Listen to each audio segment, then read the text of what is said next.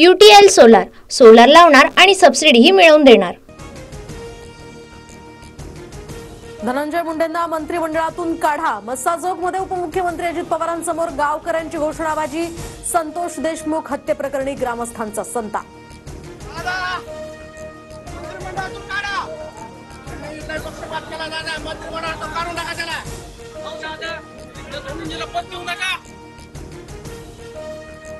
तर उपमुख्यमंत्री अजित पवारांकडून संतोष देशमुखांच्या कुटुंबियांचं सांत्वन। शब्द देतो सूत्रधार कुणीही असो आरोपींना सोडणार नाही, अजितदादांची ग्वाही।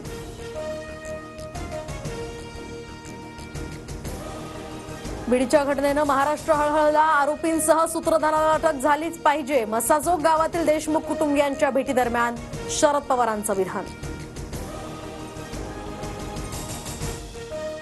शरद पवारांशी बोलताना सोमनाथ सूर्यवंशींच्या कुटुंबियांना अश्रू अनावर। सोमनाथच्या शरीरावर मारल्याचे व्रण, त्याला कसलाही आजार नव्हता। दोषींना फाशीची शिक्षा द्यावी, कुटुंबियांचा संताप।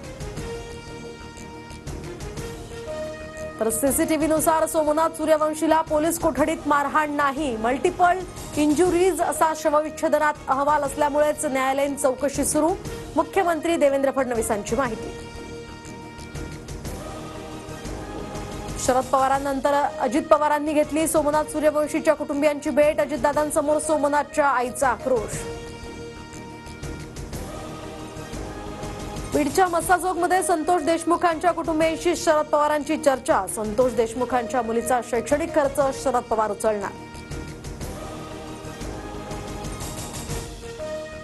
वाल्मिक कराडच संतोष देशमुख हत्या प्रकरणातील सूत्रधार। वाल्मिक कराडला अटक करावीच लागेल, संदीप क्षीरसागर यांचा थेट आरोप।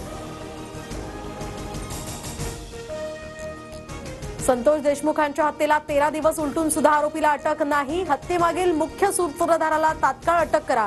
देशमुखांबद्दल बोलताना खासदार बजरंग सोनवणे भाऊक। राहुल गांधी हे सोमवारी परभणी दौऱ्यावर जाण्याची शक्यता, तर बीडलाही जाण्याची शक्यता। सोमनाथ सूर्यवंशी यांच्या कुटुंबियांची भेट घेणार। सोमनाथ यांचा न्यायालयीन कोठडीत झाला होता मृत्यू। शिंदेंच्या शिवसेनेच्या मंत्र्यांचं संभाव्य खातेवाटप हे TV9 मराठीवर। नगरविकास आणि गृहनिर्माण खातं शिवसेनेला मिळणार, तर गृहनिर्माण खातं शिंदे पक्षातीलच दुसऱ्याला देण्याची शक्यता। प्रताप सरनाईकांना परिवहन, भरत गोगावलेंना रोजगार हमी खातं मिळेल, तर उद्योग किंवा आरोग्य खातं उदय सामंतांकडे जाण्याची शक्यता। बोगस पीक विम्यावरून भाजप आमदार सुरेश धस यांचे विधानसभेत गंभीर आरोप। इतर तालुक्यातील विमा परळीतल्याच बोगस शेतकऱ्यांनी उचलले। धस यांचा माजी कृषी मंत्री धनंजय मुंडेंकडे रोख।